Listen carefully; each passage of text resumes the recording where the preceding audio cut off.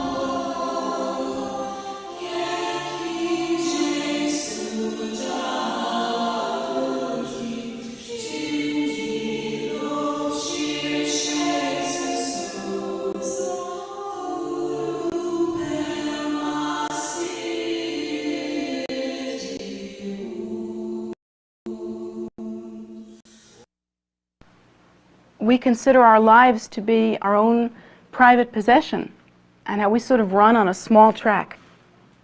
We run on a very individual, very small track, and we get so lost in our own phenomena, in our own ideas, and our own pleasures, and our own disappointments, and all of our own feelings, and basically we get so lost in us that we really forget that in this human world alone, there are at least 4.8 billion others that live here besides us. We think of our own individual concerns, and we keep our minds very tight, very small, very locked in to that sense of self, sense of ego. There's another way that we can live, and I have to say that from all accounts, and from what limited personal experience I have had, that way to live is superior. It is more deeply satisfying. It is more able to address the many different kinds of suffering that we experience. And certainly it enables us to tackle things that we could not ordinarily tackle. Because when we are lost in the assumption of self-nature as being so solid and so inherently real, when we are confused by our absorption into our own little box, our own little world, our own little mindset, we literally are incapable of seeing anything other than the display our ego throws at us. And the odd thing about that is that we take that as being right. We believe it. Hook, line, and sinker. We go down the road with it. We're absolutely convinced that that's all there is.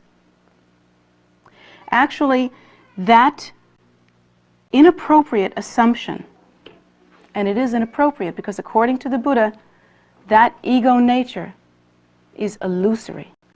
That is not our true nature. Our true nature is the Buddha nature.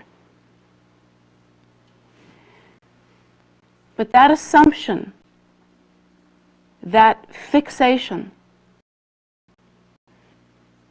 cripples us actually, and causes us to be so believing in the limited perspective that we see, in the movement of this artificial construction of self-nature as being inherently real, that we act inappropriately, we think inappropriately, we react to our environment inappropriately based on that assumption. That very inappropriate activity, that inappropriate action, is the textbook definition of neuroses. And so we actually involve ourselves in a very tight envelope of neurotic activity and neurotic assumption. so hard to understand because our belief in that is so strong. Our certainty that what the dance that we see happening in our own minds and our own reaction to phenomena based on the belief in self-nature as inherently real is so true. We're so fixed on that we can hardly believe there are any other options. Yet according to the Buddha, due to that very kind of activity, we have been acting in a neurotic manner since time out of mind, since the first assumption of self-nature as being inherently real. How odd that the basis for this neuroses, the very continuum of this neuroses, the very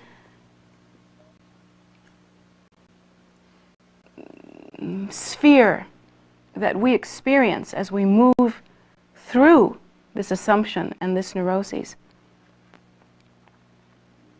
is a completely deluded response to something that is untrue. The continuum experience is a continuum based on the assumption of self-nature as being solid and real. And all responses we have to our environment, all responses we have to our own inner data, all responses that we have to the amazingly extensive arena of inner computation, inner response. All of it is based on delusion. How do most people deal with neuroses? Well, actually in America, it's popular to be neurotic. We're all comfortable with it.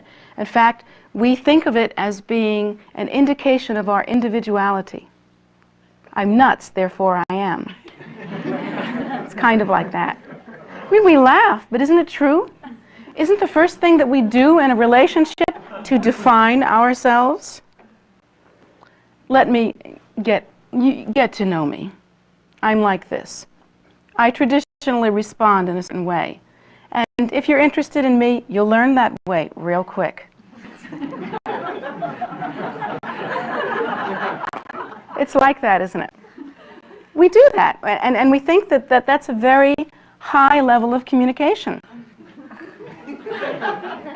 We really think that once we've got that knocked, we're deep. We do think that. I know we're laughing, but each and every one of us thinks like that. And the first thing we try to do is to think of interesting ways to package our individuality. Like we stylize ourselves in a certain way.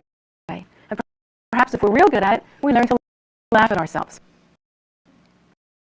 If we're not real good at it, we stylize ourselves and take it very seriously. Whatever it is, we've got ourselves wrapped, packaged, and pigeonholed. The responsibility that we give to others in our environment is that they have to learn the ropes about us. It's a real trip. And everything about that trip continues and deepens our neuroses. Everything about it. Because the more we stylize ourselves, the more we make ourselves out to be unique and individual, and the more we shout to the world, get to know me, the deeper into that rut we get. It makes us less and less able to really view the condition of the world, less and less able to really understand the minds of sentient beings, less and less able to really empathize with the condition of sentient beings in a realistic way. The difference, why I say realistic so strongly, is that each of us has an idea about what the world's all about and about what sentient beings are about. And that idea is mostly based on our own particular character. We're a certain type, therefore we think in a certain way, and that's what we see. The more deeply ingrained we have this idea of self-nature being a certain way, the more individual we wish to become, the less able we are to know our environment. We are spectacularly unable to understand the nature of our environment. Because thinking that we are unique individuals, there's no way that we can understand that our environment is in fact a display of our own primordial wisdom nature, that it is a direct result of the karmic content of the continuum of our own cognitive experience and of our own judgment.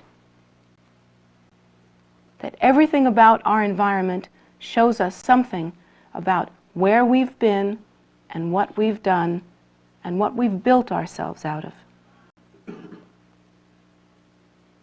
But that in truth, that very environment that we package in a nice slick package to suit our particular personality is the same taste, the same nature, the same primordial wisdom nature as is our true nature, the Buddha nature. But we don't understand that because we're slick.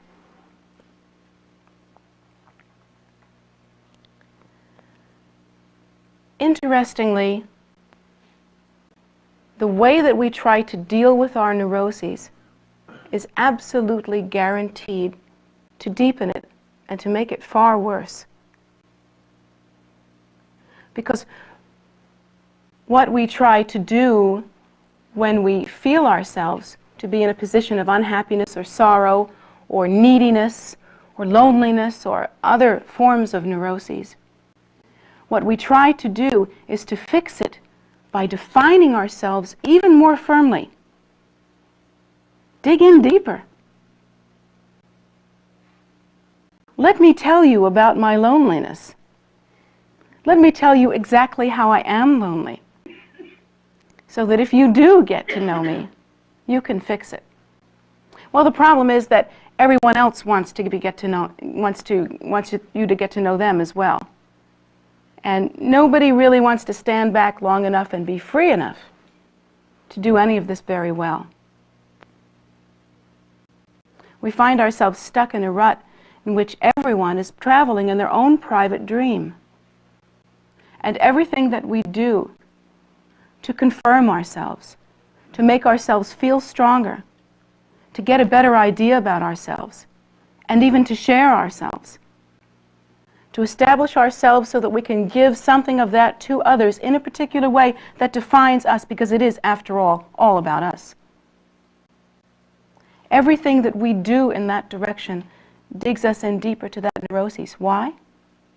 Because it leads us further and further away from the pristine view of our true primordial wisdom nature. It confines us. It embellishes our perception. And our perception is based on the belief in self-nature as being inherently real. We get more and more lost. So we look for better solutions. The next thing that we try to do, finding someone who really wants to get to know us and put up with whatever it is we're dishing out, is that we try to convince the world of our righteousness or our rightfulness. And the way that we do that is to try to manipulate or control the minds of others toward our view. I feel that a certain thing has happened to me. I feel that I'm a certain way. I feel that this has been my scene. This has been what I've experienced. And since I need confirmation on that, since this has become and is painful to me, or is something to me at any rate, then what I need to do is I need to make you see that. I need to turn your mind. I need to control you. I need to have a piece of you. I need you to see loneliness the way I see loneliness, or I need you to see anger the way I see. Get on my issue with me. Join me in my scene. It's kind of like that, and you'll notice that people that feel really entrapped by their neuroses, really unable to get out of their neuroses, will go around trying to turn the minds of others toward their own perception. Now, what does that do? Well, once again, according to the Buddha's teaching, that leads that person even more further and further away from the realization of their own primordial wisdom nature, and more deeply into confusion, delusion, and problems of that kind. So we find ourselves in a catch-22 situation. At some point, we're so confused and so needy and so filled with this neurotic scenario, so convinced of our own true nature as being the ego, so set in a certain kind of activity, that there's no way to develop the inner spaciousness that is required to perceive the primordial wisdom nature, the true nature. We have no taste of it. We can hear of it, we could read some books on it, maybe you can hear me talk about it, maybe we can all go and hear someone else talk about it. But can we taste it? No, it only becomes another fact that we assimilate in all of our facts, and we apply it to self-nature as being inherently real and try it on like our daddy's clothing. But we can't taste our nature. As I said when I first began this teaching, there is another kind of life that one can lead. It's a different life entirely. And it's probably so simple and so naked that it's really hard to do. Because we've been involved in self-perpetuation and tightly wrapped neuroses and embellishment for so long, we just can't sit down for a minute. We can't seem to rest. We can't seem to be natural. We have no sense of what natural means. We're just too tightly wrapped. This life that I am speaking of is a life that, if one could maybe look at the teachings of the enlightened ones, all of those who have attained Buddhahood, particularly Lord Buddha, and I'm thinking as well of Guru Rinpoche, the emanation of Lord Buddha himself. Those teachings, if you could take the nectar out of them, you would hear about a life that transcends the tight adherence to self-nature and its importance.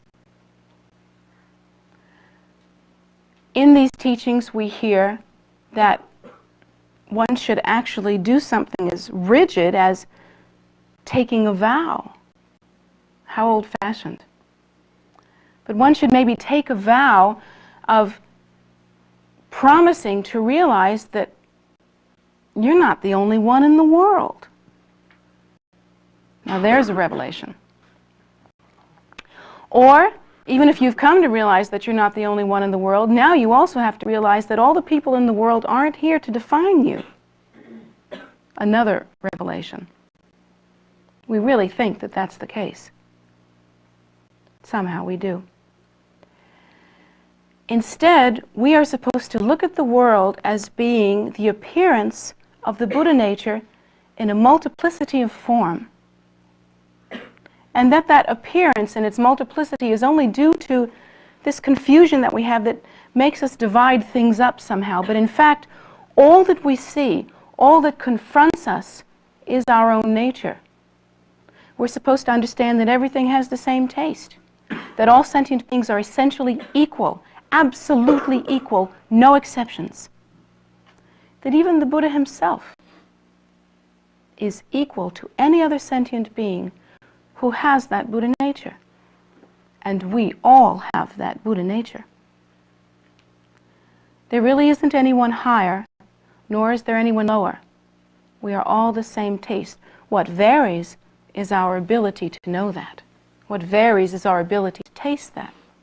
And that being the case, in the human world alone, in that world that we can account for, there are, if you will, 4.8 billion pieces that we can see that are all the same in weight. Logically and even mathematically, it doesn't make a lick of sense. It makes no sense for us to hold ourselves as higher or more inflated or have more regard for ourselves than for the well-being of 4.8 billion others. From a mathematical point of view alone, that's a waste of time. That doesn't make any sense. So the Buddha teaches us, those that have reached enlightenment teach us that we should take a vow to consider all sentient beings equal and their happiness to be equal to my own. So what kind of life is that? I mean, what are you supposed to do? Does that mean like every time you take a mouthful of scrambled eggs, you have to feed everybody else too? Well, of course we have to take into consideration the fact that we are living in a relative world when it may not be possible to give a bite of scrambled eggs to everyone else every time you have breakfast. But the birth of this awareness of the equality of all that lives begins in some small and probably subtle way to create change. If we really consider this truth and meditate on it daily, we will find ways to live it. We will find ways to dedicate, for instance, large portions of our lives to benefiting others. We will find ways to dedicate large portions of our mental activity, which was completely dedicated to continuing our continuum, completely dedicated to get to know me. Now we can dedicate a large portion of that mental activity to being of benefit to others. Our perspective, therefore, begins to change. It's like we jump tracks from a track that was crowded, kind of nasty and dirty, kind of tight, kind of no result, kind of nowhere, and going downhill fast, more and more deeply into confusion and neuroses. We can jump tracks from that into a life that really exists on a higher plane, into a life that understands more closely, if not perfectly, more closely what is. Because that's the truth. All sentient beings are equal. We have to believe wholeheartedly in the equality of all that lives, that no one is any more important or any less important than you. And we have to learn to count. If we're the same as everyone else, there is a heck of a lot more of them than there is of us. So the reality of that is that we have to jump from that neurotic kind of living to a more universal, if you will, perspective.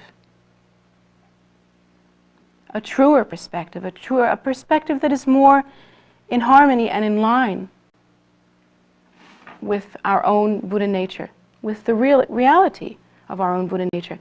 Now, interestingly, according to the Buddha's teaching, that actually brings us closer to Buddhahood. That activity itself brings us closer to Buddhahood and causes us to move closer to the precious awakened state that we call enlightenment. In the teachings, we're taught that we should have compassion toward others, even if it means that it puts us out. We should think more of the welfare of others than we do of our own, because there are more of them. That we should dedicate our lives to bringing about peace, to living in a state of loving kindness and compassion, that we should do what we can to generate enormous amounts of merit in order to be of benefit to sentient beings, and to dedicate that merit to sentient beings, because most of them don't know how to create merit. They haven't had the teachings. They don't know how to purify their minds. They are lost in that neuroses that we spent so much time talking about. So we have to consider that our responsibility. And living with that more universal perspective will actually bring us closer to enlightenment. Now, what's the trick here? It's like I'm trying to explain it to you in a way that's very ordinary and very laid back, because I think that works. For Americans, that's how we're used to talking. Isn't that true? We're used to understanding each other in that way. We speak conversationally. We're really not used to highfalutin existential teachings, esoteric teachings, rather. We're used to just talking. But if we could get esoteric just a little bit, if we could get a little philosophical, what really happens here? When we actually begin to jump ship and move our lives through the taking of such a vow, which we call the Bodhisattva vow, into living a life of compassion, into living a life where we really consider the earth to be our body, where we really consider the needs of sentient beings to be our needs, where we really consider the situation of samsara or cyclic existence to be our condition, and therefore a condition that we should take responsibility for. What actually begins to happen?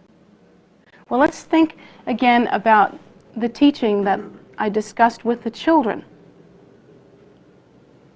Everything that we experience, including this tendency to be lost in confusion about self-nature being inherently real, and especially including this neuroses that we swim around in, and especially also this tendency to want the whole world to get to know us and be constantly, crushingly disappointed because they don't care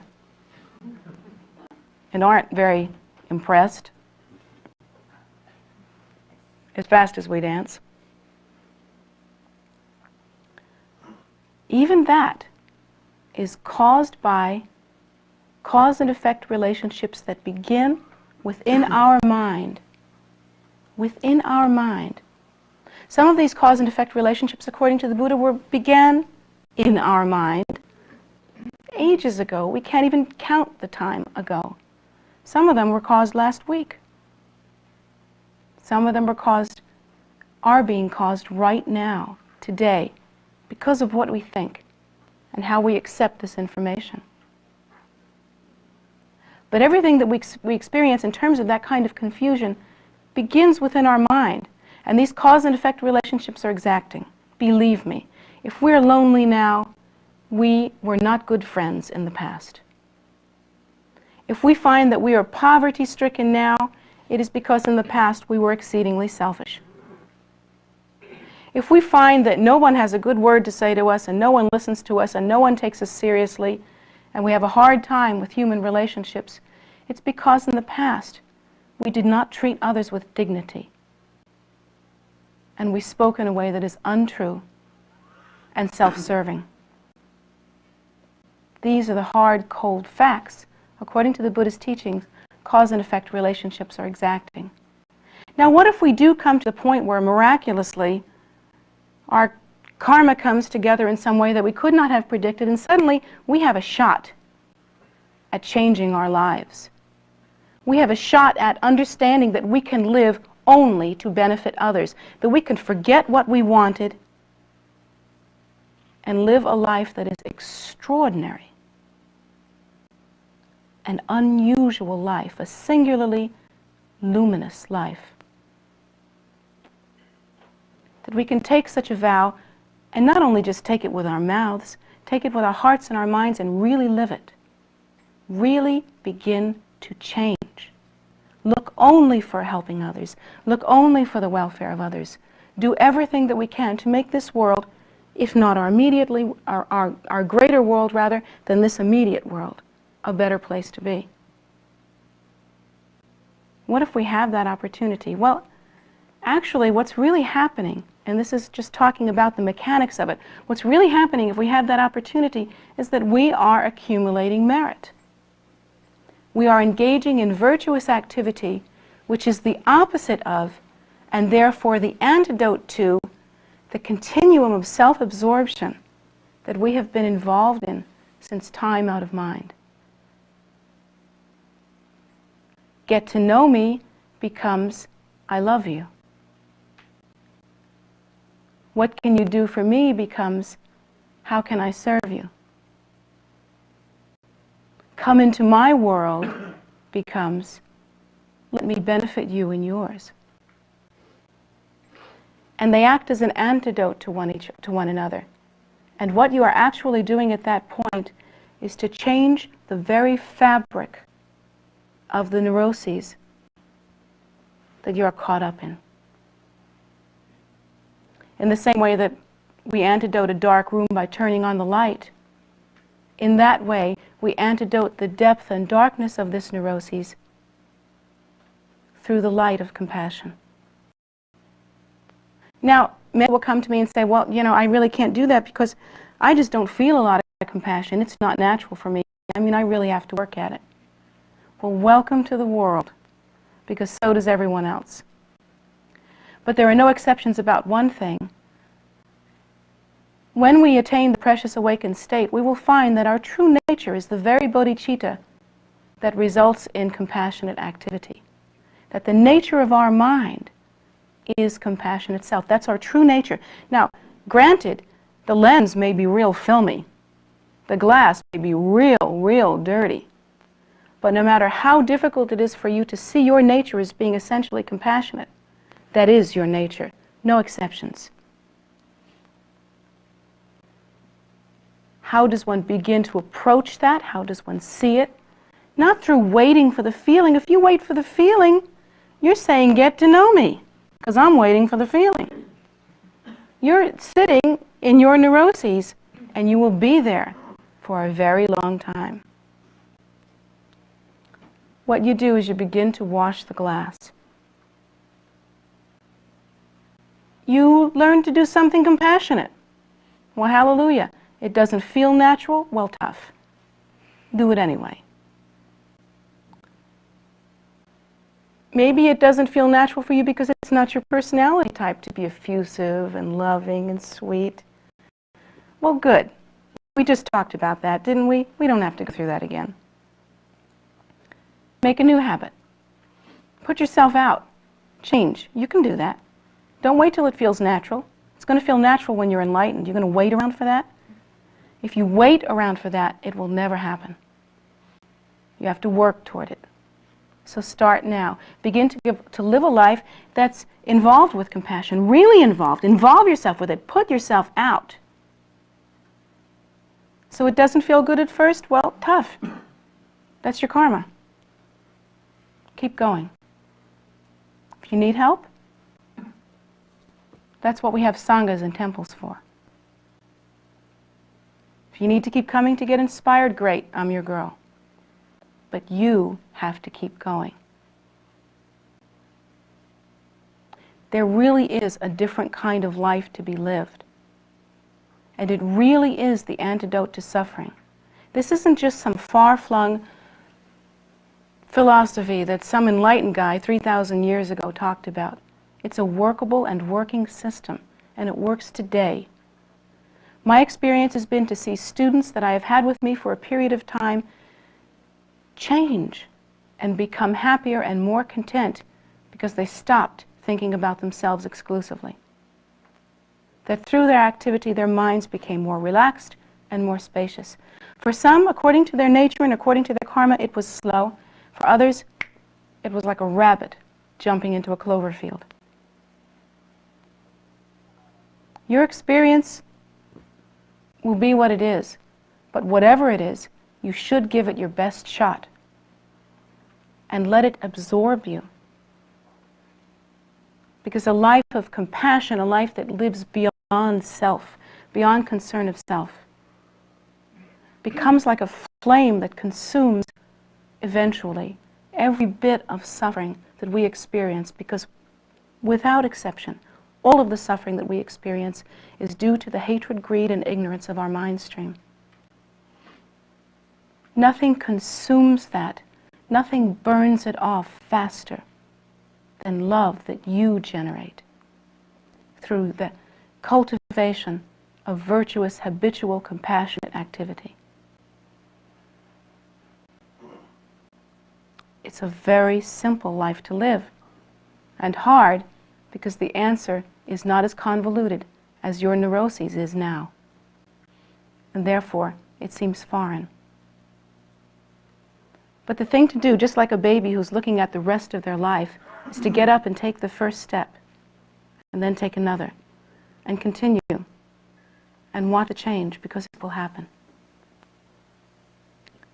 But if you short-circuit yourself, if you act like you're doing what I've said and do not do what I've said, if you continue to deepen in your neuroses by saying, yes, but I have this particular situation that needs answering, and you do not live a life of generosity, you will only suffer more and continue as you are. And whether or not you want to admit it, you're here now listening to me because you want to change, or you would not be a seeker. So please think about these things. These are important things. Even if this isn't a traditional Dharma teaching that you've had, yes it is. Yes it is, because that's the essential truth of the Buddha's teaching. You have something now that you can go home with. You can start today. You don't have to wait for another teaching. So start today. You couldn't find a better time. We have a whole world full of people that need you now.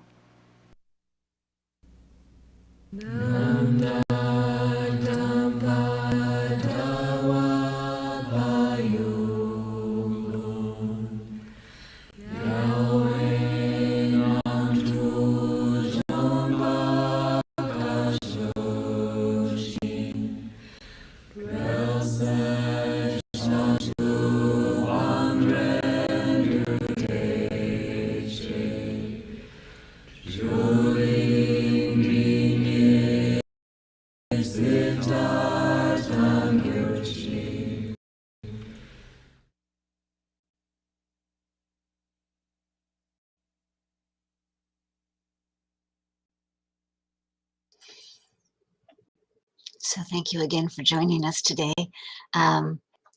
We always enjoy showing these, and we always enjoy having you with us. It makes our week. These teachings of Jetsumas are shown Wednesday evenings at 7:30 and Sunday mornings at 11 a.m. And we hope you're enjoying them. They are also archived on YouTube, and so you can find them there as well. And we have one of our Anis teaches meditation on Saturdays and Sundays at 10 a.m. And you can join there on YouTube as well. And Medicine Buddha is on Facebook Live, and that's a 15-minute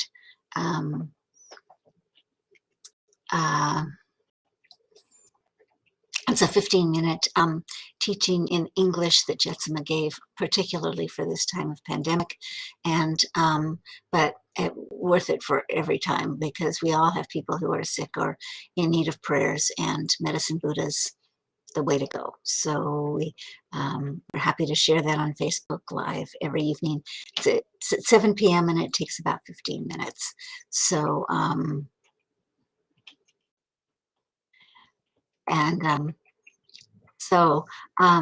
let's see. This coming Tuesday is Chotrul Duchen. It's the Day of Miracles. It's a 10 million day. Our merit is multiplied 10 million times, and so, or I think the non-virtues also multiply 10 million times. So follow Santa's rules. Kind of be good. But in any case, we will have a day of practice that will include in the evening the food offering ceremony that we usually do, which is Monday through Friday at 5:30, Saturday at noon, and Sundays at 2, is a shorter practice from the Namchu tradition. And we call that a soak, and it's a feast offering to gather lots of merit on the special days like Dakini Day or Guru Rinpoche Day. We have a longer one, and also on Chotrul Duchen we will have a longer one in the evening at 7:30. These are all Eastern times, and you can look them up on the calendar, which is on the website at tara.org, and you go to the page that talks about the calendar. It's in the chat here, and you can find it. Click on the event in the calendar, click, and it'll come up and it'll show you what is the practice and what time it is. And I think it actually even changes the time to your time zone, which I find wonderful because I'm always confused. So join us. They will be, these soak offerings are on Zoom. And the Zoom link is in that calendar, and you're always welcome to join us. We love having you. So,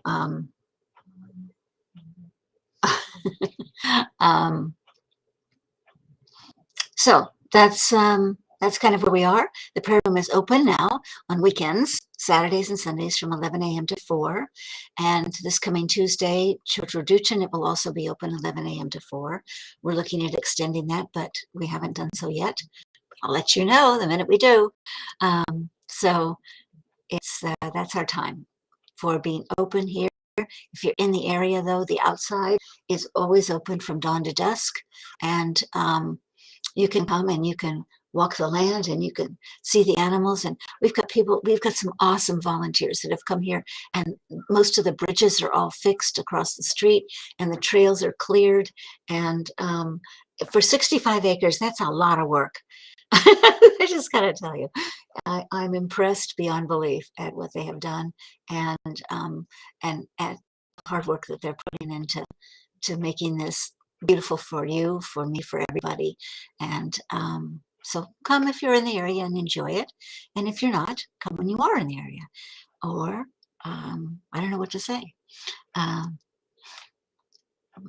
but you can find the Buddha everywhere. So have a great week.